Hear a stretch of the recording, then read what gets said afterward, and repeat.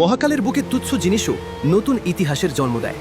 সাগরের আবর্জনাও প্রকৃতির কাছে নতুন শুরুর ইশারা। এই নির্জন দ্বীপের বুকে এক চিলতে সবুজ, এ যেন কঠিনের মাঝেও জীবনের স্পন্দন। সবার চোখ এড়ালেও তার চোখ এড়ায়নি।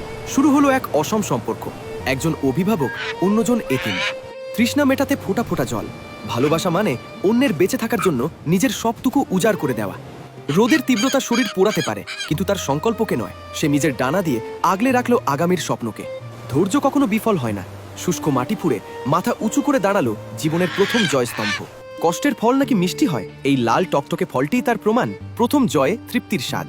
কিন্তু প্রকৃতি সবসময় দয়ালু নয়। এক নিমিষের ঝড়ে তছনছ হয়ে গেল তিল তিল করে গড়ে তোলা স্বপ্ন। সব হারিয়ে সে আজ নিঃস্ব। ধ্বংসস্তূপের সামনে দাঁড়িয়ে মনে হলো, সব কি তবে শেষ? না, যোদ্ধারা হার মানে না। ধ্বংসস্তূপ থেকেই শুরু হলো নতুন করে ঘুরে দাঁড়ানোর শপথ। একাই লড়ে গেল সে।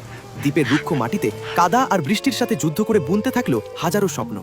সময়ের চাকা ঘুরল, হার মানল রুক্ষতা। একদিনের ধূসর প্রান্তর আজ সবুজের রাজত্ব। একা শুরু করা সেই সংগ্রাম আজ হাজারো প্রাণের আশ্রয়। এ শুধু বাগান নয়, এ এক নীরব বিপ্লব। রাজা সিংহাসনে বসে নয়, কর্ম দিয়ে রাজত্ব গড়ে। নিজের সৃষ্টির পানে তাকিয়ে সে আজ সার্থক।